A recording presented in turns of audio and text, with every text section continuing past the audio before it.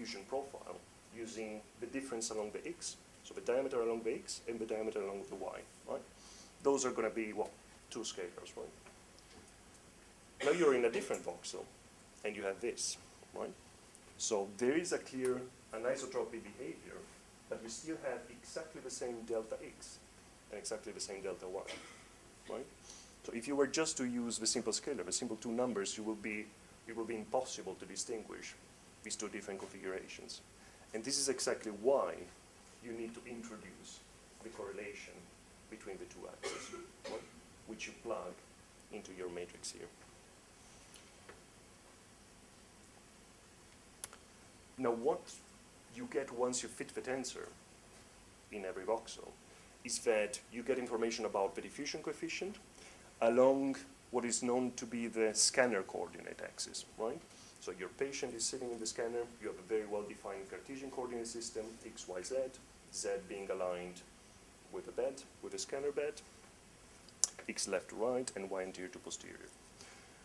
But what we actually want is that we want to translate this information in scanner axis back to something more useful to us, so to a local coordinate system that that can effectively describe us the principal diffusion direction so that we can start performing the tractography part that we're interested in. And that can be done by, again, applying some math.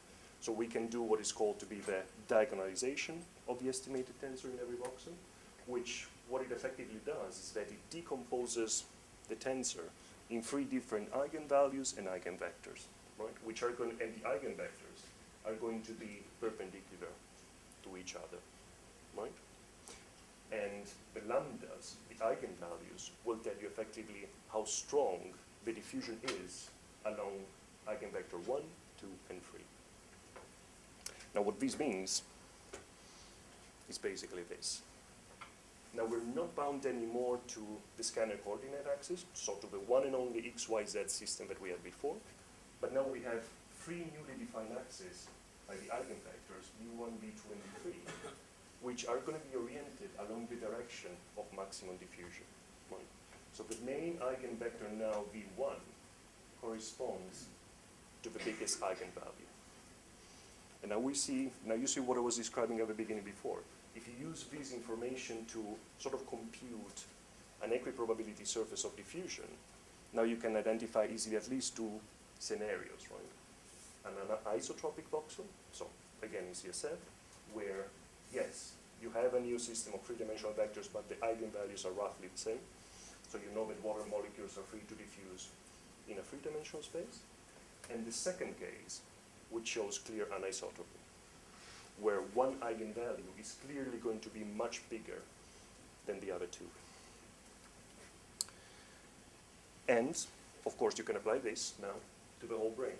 Right? So we go back to our single-axis slides. We look once again at the three different tissue types, and we have the highest amount of diffusion in CSF, still free diffusion in gray matter, but more restricted. So the radius of the sphere, when compared to the CSF, is going to be slightly smaller. And then we see clear anisotropy behavior in deep white matter. So once again, cigar shape, meaning that one eigenvalue is going to be much bigger than the other two, and in a local coordinate system so that we can follow the path of axons at that specific spatial location. Right? Once we have also performed this diagonalization of the tensor matrix, we can estimate the microstructural maps that I was describing before, and the two prototypical, the two most widely used scalar maps that you can get out of a tensor are the fractional anisotropy and the mean diffusivity. Those are the equations, but basically what they say is that mean diffusivity is the average of the eigenvalues, and fractional anisotropy is the eigenvalues variance. So once again, mean diffusivity is roughly how much diffusion on average you have in each and every voxel, and fractional anisotropy is nicely normalized between 0 and 1, and it tells you how sure you are of the estimate of a principal diffusion direction. Right? If you do this for all of the tensors that you estimated across the entire brain, these are the kind of maps that you get. So once again, fractional anisotropy, you're very sure about your principal diffusion direction that you estimate in the hyper-intense areas, which corresponds to deep white matter areas typically. Mean diffusivity, of course, is going to be very high. It's going to give you a nice contrast between CSF, gray matter, and white matter, because, of course, white matter is much more free to diffuse in the ventricles. And then axial or radial diffusivity, here called longitudinal, and transverse diffusivity, which is going to show you, which is going to highlight for you different areas of the brain, saying that axial diffusivity is much higher in corpus callosum here in the front, and internal capsule, and axial diffusivity being very high once again in the CSF. How can we translate, now that we have these maps, do they actually mean something? Because once again, always remember, if there's one thing that you should always remember when you do MRI experiment, is they're always indirect measures, right? Like with fMRI, you're not probing neuron spiking. With diffusion MRI, you're not probing axons, right? You're just looking at water molecules. So, but even though we're doing that, can I use those maps to describe about potential pathologies or potential normal development? So if I observe an FA change, a fractional anisotropy change between patients with multiple sclerosis and healthy subjects, what can I effectively say? Does it correspond to myelin breakdown? Does it correspond to axonal breakdown? Does it correspond to, well, any other potential issue that we can have, inflammatory issues that we can have, that our white matter axons can experience? The point is always not to overinterpret the results, right? So there must be a clear-cut hypothesis at the basis before you speculate about what that change might reflect. So we know that if we observe an FA change in multiple sclerosis patient, that is mostly going to be because of myelin loss, right? But it is not a given that in any other case where I observe a deviation from normality of fractional anisotropy, fractional anisotropy will always correspond to axonal breakdown. Especially because the tensor model per se is also insufficient to describe more complicated areas within deep white matter. If you remember what I said at the beginning, is that I said one of the main assumptions of the diffusion tensor model is that diffusion can be modeled as a Gaussian distribution. And one of the things of a Gaussian distribution is that it has only one maximum, right? So what this effectively means is that you're only capable of recovering one principal diffusion direction in each and every voxel. But what happens in two different areas now? So let's take, for example, these are coronal slices now, so we're looking at left, right, inferior, superior direction. Let's look at two different areas within white matter. We look at the so-called body of the corpus callosum here, and we look at the bottom here of the so-called centrum semiovale. Now, why are we looking at these two specific areas? We look at the top one, because there we know that the axons of white matter are connecting the two hemispheres and are going from the left hemisphere to the right through this very narrow path, which is the corpus callosum, right? So that's where you expect that your white matter axons are going to be mostly perfectly aligned, and you're going to be very sure about your estimate of principal diffusion direction. And you're also going to have most likely only one, right? Only one clear diffusion direction.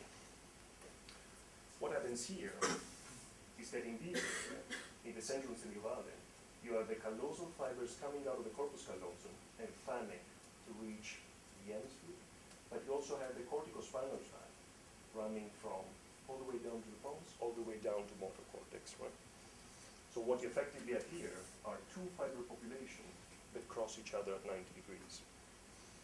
And now what happens to your tensor here? It gets completely confused, right? I can only give you one direction, but here there are two. So the only thing that I can tell you is that I'm going to collapse into a pancake, because I can sense, I can see that there are two orientations crossing at 90 degrees, but I cannot tell you whether they're like this, or in any other possible configuration on the plane, right?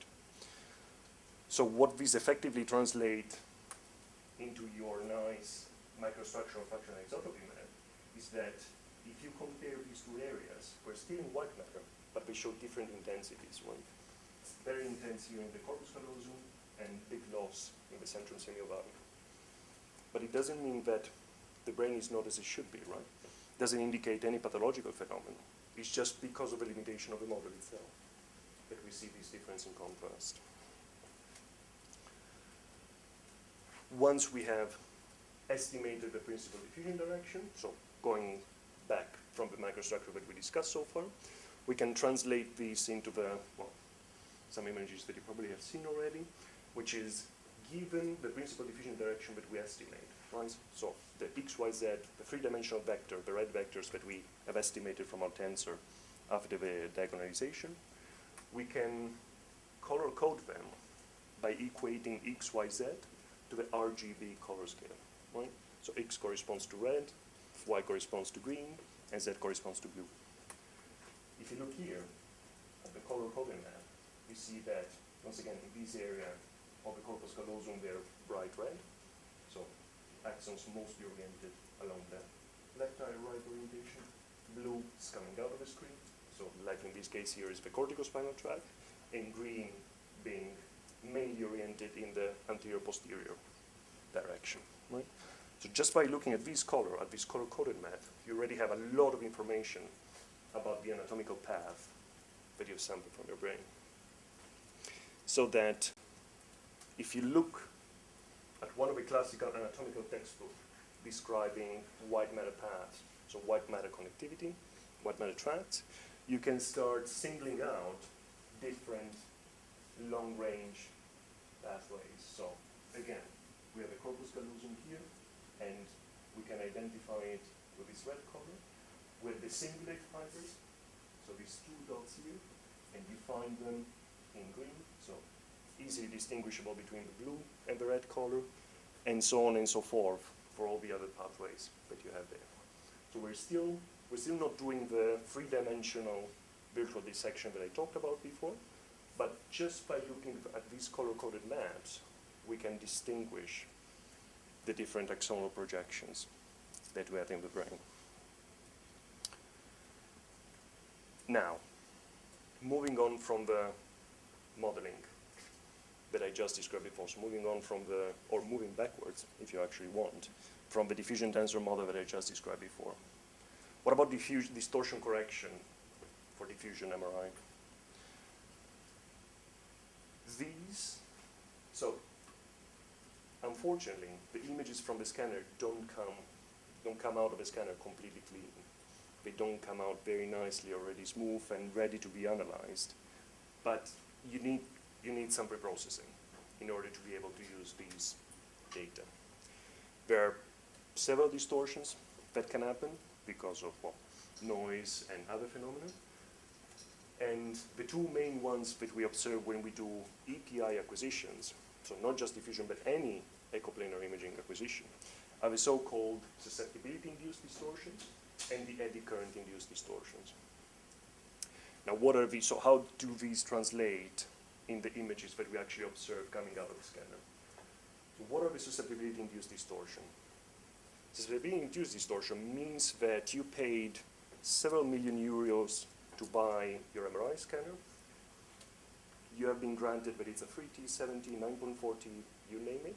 The moment in which you put an object into it, the field gets completely distorted, right? So what you paid for is not there anymore. Just by therefore we put a phantom or a human brain, which is what we're interested in now, and the field that we got sold is not exactly the same anymore. This translates in our machine expecting a certain field, but receiving information about a completely different one. And this effectively translates into the so-called susceptibility-induced distortions which we observe here. So you see that in image C, it's as if somebody removed the frontal part of the brain and stretched it backwards. While if we change what is known to be the phase encoding directions, which we're not going to discuss here, but it's again a sequence parameter that you can set on the scanner, the distortions basically go in exactly the opposite direction. It's as if somebody removed or cut off the back part of the brain and stretched the brain all the way towards the anterior position. Another story is the one related to the eddy current-induced distortion. These are basically spurious currents that go around your big magnet. Just because you're stressing the system So you're applying so much energy in such a very short amount of time, you elicit these eddy currents, which basically sort of get, again, a misreading from your, well, effectively recording coils. And these again translate into a difference from what the machine is actually expecting. So in a normal scenario of a subject which is lying very still in the scanner, what you observe is that it looks as if the subject is moving, right? But this is not just motion. This is also some non-linear stretches around the edges of the brain, right? So it's not even consistent between the different volumes that you acquire. And these eddy currents are actually dependent on the diffusion orientation that you're sampling in that volume, right? So these two things are something that you observe in your raw data that actually shouldn't be there. And now if you run all of your fancy model or your fancy math on top of it, this is basically going to give you a wrong answer. Just because if you want to analyze this voxel consistently along your acquisition, this voxel is not going to be the same along your 4-dimensional data. It will move, right? So you need to find a way to hold that voxel still and to just retain the diffusion encoding information that you sampled at the beginning. And there are two tools into FSL, which is the software that we develop in Oxford at FIMRIC, which are called EDDY and TopUp, that are being developed by Jesper Andersen. And these are the two main tools that allow you to correct in one simple go all of these distortions that I just talked about before. What TopUp does is that it estimates the so-called off-resonance field. So this has to deal with the fact of that you have susceptibility-induced distortion in your data. So what the tool tries to do is that it tries to map effectively the field, that's why it's called the field map, effectively the field that you should have, that should be homogeneous if there wasn't anything inside your scanner, but it tries to map that field once you insert an object, a phantom or a human brain, inside the scanner itself. And you see here that, like I said before, it's not that you have an homogeneous field along the entire, well, across the entire volume of the brain, but you do have differences highlighted by the hyperintense and darker regions, like it's shown here. Now, why is this field map useful?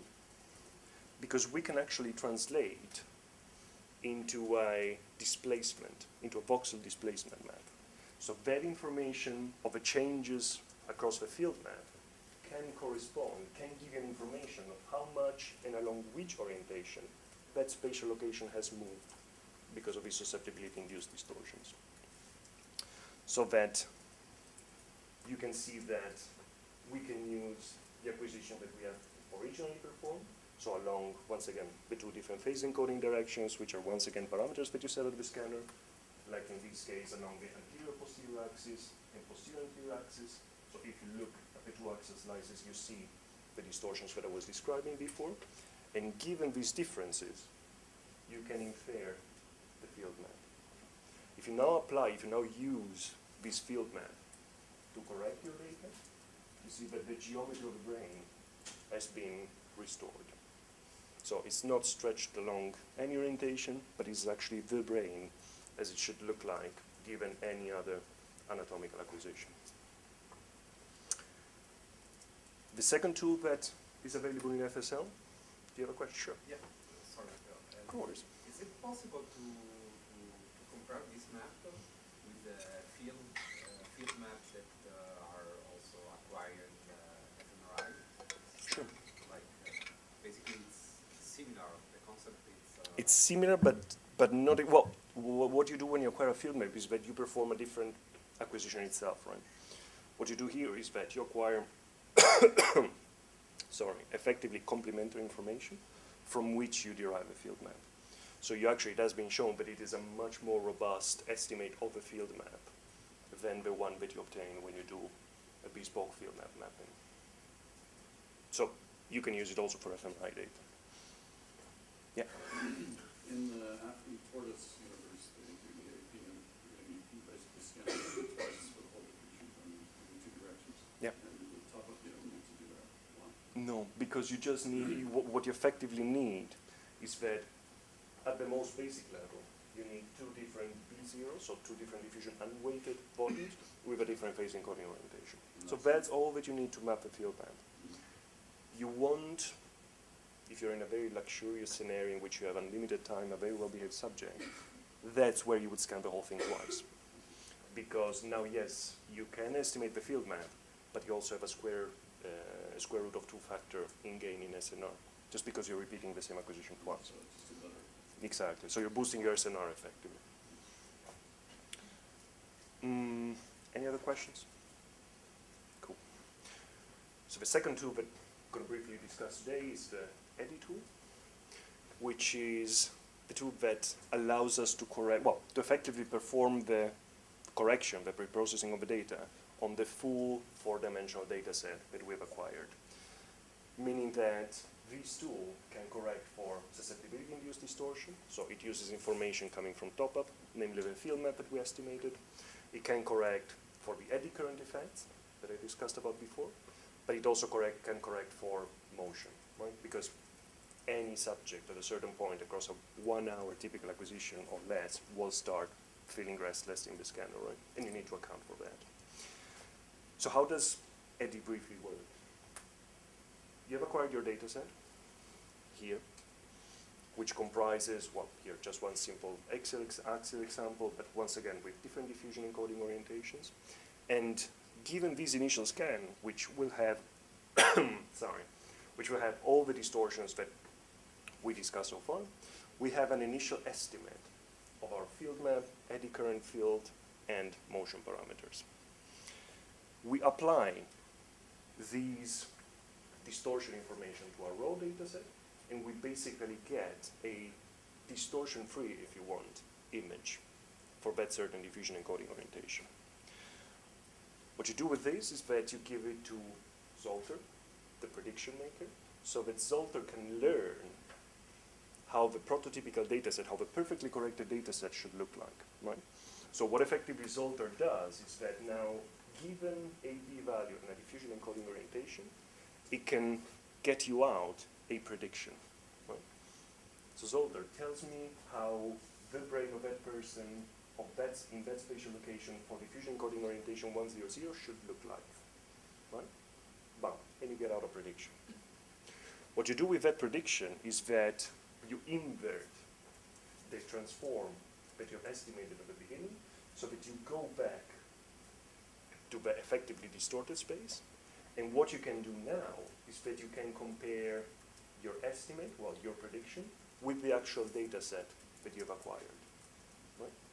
You compare them, and what you can do is that given the, effectively the residuals from your distorted prediction and the data set that you acquire, you can locally update the parameters that you have here.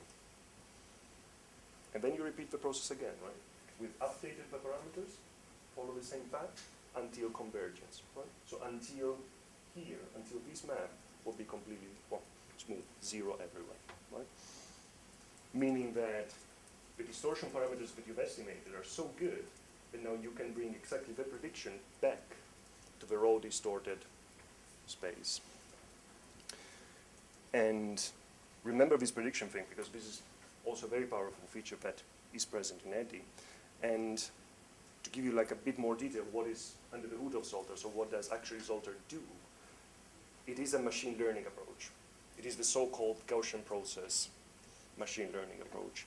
And what it actually does is that it builds, given the red data points, which are the signal intensity at a certain voxel that you have sampled in a 3-dimensional Cartesian space, it basically fits a surface, a representation of a signal for you. So then now you've estimated the surface, and given the surface, you're capable of estimating any signal intensity for any given diffusion encoding orientation, right? So this is where the prediction that I discussed about before come out. And we can do this, of course, for multi-shell prediction. So in the case where we have acquired multiple B values within the same acquisition, and we see that we get two completely different prediction if we were to apply the simple tensor model rather than the more complex Gaussian process approach that I just described before in the scenario where you have fiber crossings, with our tensor giving us the non-informative, but basically wrong pancake shape that I discussed before, and the Gaussian process giving us the more complete fiber crossing scenario, which is actually the underlying truth. How does it perform? What happens when we apply the EDDY and top-up tools to our data? Here we show an example for the Human Connectome project datasets where we acquire 150 direction with a pretty high b-value of 3000, and using the blip up, blip down, so the two different phase encoding directions to estimate the distortion, relieving this distortion. On the left-hand side, you have raw data, and on the right-hand side, you have corrected data. So you see that on the right-hand side, especially at the top, brain is squiggling quite a lot. On the right-hand side, it's perfectly corrected. And the only thing that you notice is the diffusion contrast that change across your entire acquisition. It works also pretty well for in even more extreme scenarios. So for a very high b-value of 1000, where it becomes pretty tricky to see, again, the brain. But if we zoom here, and if you like sort of squint your eyes in these areas, or where you have one of the brain gyrate, well, one of the main brain cell sites, you see that this jumps all over the place, while here the U shape of the sulcus is quite stable. You don't just have motion that happens across the different volumes, but you might have some specific subjects that move while you're acquiring that specific volume. So you don't just need to account for the head motion between the volumes, but you also need to account for the brain motion happening within the same volume. And what this practically means is that you start your acquisition, you start acquiring that volume, and the subject is perfectly still, so reference scan, and then your subject starts moving, right? Second slice, third slice, fourth slice, and so on and so forth. So what this means is that even within the same volume, the slices will not be aligned with each other, right? You're going to have a stack of slices which is going to be completely misaligned along the x-axis, along the z-axis, sorry. In brief, what you can think of is you start acquiring from the bottom, and you start acquiring your axial slices, right? So the green shaded area here. All of a sudden, inside again the same volume, your subject looks up, right? Scanner doesn't know that, so it keeps acquiring the slices along what it is for the scanner, the same orientation, but effectively what you're sampling now are these slices, which practically means that you've sampled once the green shaded areas, you sampled twice, the scanner has seen twice the yellow shaded areas, but it has never seen the red area, right? So that is information that is lost. But that is information that you can actually recover using the predictions of the EDDY model that I just discussed before. So thanks to the Gaussian process, we can learn the signal representation even in that area that we're missing for this specific volume. And if you do that, here is one example of an old subject which has moved quite a lot in this volume. You see that, again, on the left-hand side, slices are not nicely stacked with each other, and with the correction that we've recently implemented in EDDY, the slices are perfectly aligned when it flickers, right? So, once again, the brain geometry has been restored. Now, why is this, in which scenarios, this intra-volume motion is particularly interesting? Well, we mostly needed that for the project that I was involved in when I was in Oxford, which is the so-called baby connectome, of the Developing Human Connectome project, in which basically we were set to scan 1,500 well-characterized fetuses and newborns, multimodal acquisition, so diffusion, fMRI, and anatomical information. We built all the analysis pipelines, we developed novel acquisition techniques, but we have to deal with motion, right? Guys are never not going to lie still, even if you tell them. I'm not gonna discuss the fetal scenario, which is even more complicated. But what we did for the neonates is that you scan them when they're fast asleep, right? So there's been developed a pillow that sort of hugs them, so it helps them to fall asleep. Put them in the scanner, and you start scanning them.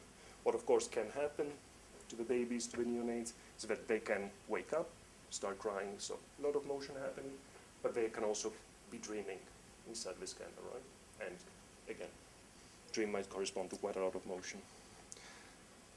And thanks to the tool that we have available in FSL, while typically, well, people that are interested in development and acquiring neonatal data usually threw away 80% of their data set on average, we're basically able to recover almost 100% of all the data that we acquire. So once again, talking about the susceptibility-induced distortion, left-hand side is the raw neonatal data, right-hand side is the corrected volume. And when it comes, of course, to motion and distortion, left-hand side is again the raw data with the susceptibility distortion, with the baby moving around. And on the right-hand side, distortion and motion are gone, and you just get the diffusion contrast. Any questions about this? Yes. Probably, you would probably help, yes. Anyway, to move to the very last part of this, well, first hour and a bit more, automated quality control, right? Now that we discussed about the pre-processing of a data set. It's becoming more and more common to acquire big data sets, right? So what I'm showing you here is across the lifespan, a certain brain developmental phenomenon, which can be, well, cortical thickness change, brain volume change, you basically name it. These brain feature change across the lifespan, and what are actually available to the scientific community, starting from the Human Connectome project, is, well, effectively big MRI data set. So it all started from the Human Connectome project, 1,200 subjects scanned between 20 and 30-year-old. In the UK now, what we have going on is the UK Biobank, where it's set to scan 100,000 individuals, fully profiled, genetic, clinical, and behavioral information and MRI data set. In the US, we have a new HCP lifespan also starting, so 3,000 subjects being scanned across the entire lifespan. And then, of course, what I just described, which is the project which I was involved in, the UK Developing Human Connectome project, which is very interesting, of course, because they're all very interesting, but especially the DHCP has the highest rate of change in the shortest amount of time. You really see the babies changing gerification from 1 week to another, so not through years, but from 1 week to another. And if you think about having this quantity of data, you going through each and every single volume, each and every single subject to check, is this volume good, is it bad, can I keep this subject, can I keep this one? It's impossible. That would take a lifetime, basically. So what we also developed is in FSL is the so-called EDDY quality control tool, which, given all of the things that EDDY can correct for, so all the parameters that it can estimate, we can use these parameters, well, we can derive extra quantities from these estimated parameters to obtain quality metrics. So quality metrics about our data set. And just to summarize, this can correspond to motion information, motion quality metrics, so between volume, and within slice itself. We have quality control, quality metrics regarding distortion, so susceptibility and EDDY induced, but we also have summary measures like the CNR and contrast to noise ratio that was discussed at the very beginning. We have developed two different tools, which are called Quad and Squad, so quality assurance for diffusion MRI dataset and study-wise quality assurance for diffusion MRI dataset. And the way that it works is that Quad performs so collected quality control information for each and every single subject that is stored in a JSON database for all the individuals, which is then read by Squad, so by the group-wise tool that we have, to create a report, so quality control group report, visual report, and a quality control database for the entire cohort. So that once you have this database, you can either put your original subject into the context of that database to decide whether a subject is performing well or bad, or you can use this information on your own study. So how good is my acquisition compared to the Human Connectome Project one, the UK Biobank one, and so on and so forth. And this is how the visual report will look like.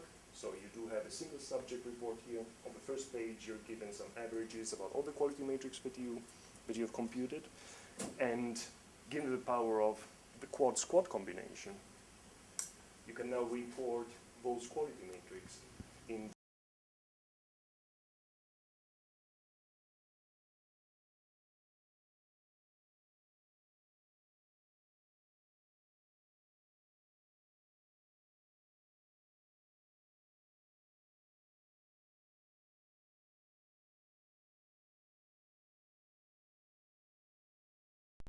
only on B0, so diffusion unweighted volumes, and of course, given some deviation from the average value, for example, of a cohort, we can identify problematic subjects, like in this case, where not all of the distortion, well, not all the artifacts were correctly pre-processed. But we also can estimate, for the first time actually, this is the only tool we can estimate, we can quantify the angular contrast to noise ratio, right? So how much directional angular information you have in your data set. Meaning that the higher the quantity is, the lower the uncertainty that you get out of bedpost-X, which is the tool that we're going to discuss after the break, you have, right? So how better your estimate of the axonal orientation is going to be, given the CNR measure. And of course, you can use, like in this example, like we did once again for the baby connectome, to quickly identify very good subjects, average subjects, and subjects for which, well, that have moved a lot, that show a lot of distortion and residual artifacts. Right. So I would do a quick break here, 5 minutes or so, unless there are some burning questions. Cool. 5 minutes.